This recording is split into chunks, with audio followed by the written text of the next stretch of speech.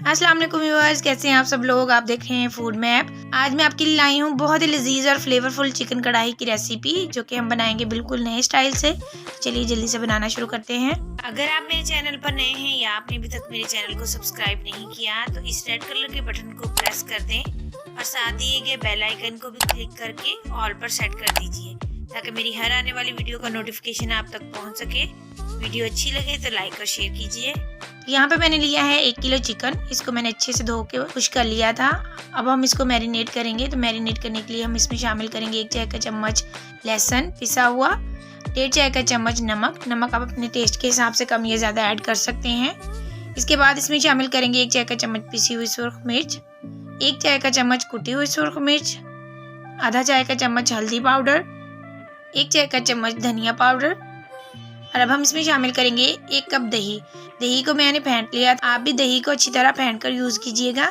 अब हम इन सारी चीज़ों को मिक्स कर देंगे। ये बहुत ही सिंपल और इजी सी रेसिपी है। बहुत ही टेस्टी ये चिकन बनता है। इसके अंदर तक फ्लेवर होता है, ये नहीं कि अंदर से चिकन की बोटियाँ जो हैं वो फीकी रह जाएं। तो अब हम इसे 10 से 15 मिनट के लिए मैरिनेट होने के लिए छोड़ देंगे।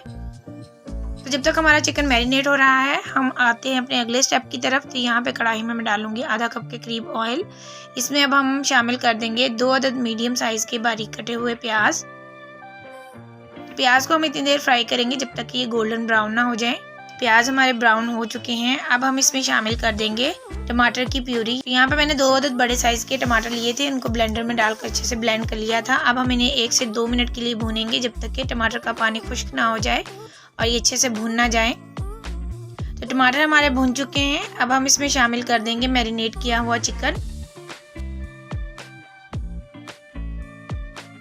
बाउल को हम अच्छे से साफ कर लेंगे ताकि जितना भी दही इसमें लगा हुआ है वो हम चिकन में शामिल कर दें।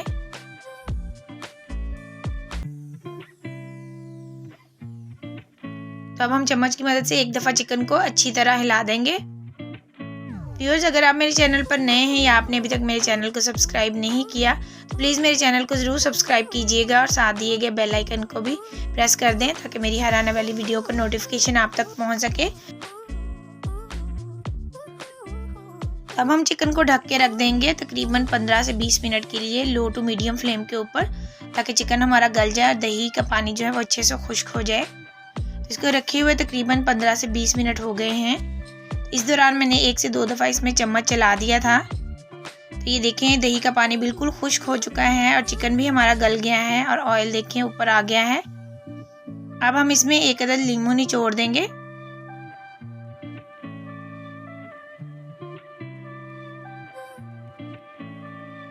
इसके बाद हम इसमें शामिल कर देंगे 1 चाय का चम्मच कुटा हुआ अदरक, 1 खाने का चम्मच सूखा धनिया। इसको मैंने हल्का सा क्रश कर लिया था। ये आप इसमें ज़रूर शामिल कीजिएगा, इसका बहुत ही अच्छा टेस्ट आता है। इसके बाद हम इसमें शामिल कर देंगे बारीक कटी हुई हरी मिर्चें। ये 3 से 4 बारीक कटी हरी मिर्चें थी और थोड़ा सा बारीक कटा हरा धनिया। अब हम इन सारी चीज़ों को अच्छी तरह मिक्स कर देंगे। तो इस स्टेज पे आप इसमें 1 चाय का चम्मच पिसा हुआ गरम मसाला भी ज़रूर शामिल कर दीजिएगा, जो कि मेरे से स्किप हो गया था। अब हम इसको ढक के रख देंगे सिर्फ 1 मिनट के लिए, ताकि सारी चीज़ों की अच्छी सी खुशबू इसमें आ जाए और जो फ्लेम है वो बिल्कुल लो कर देंगे।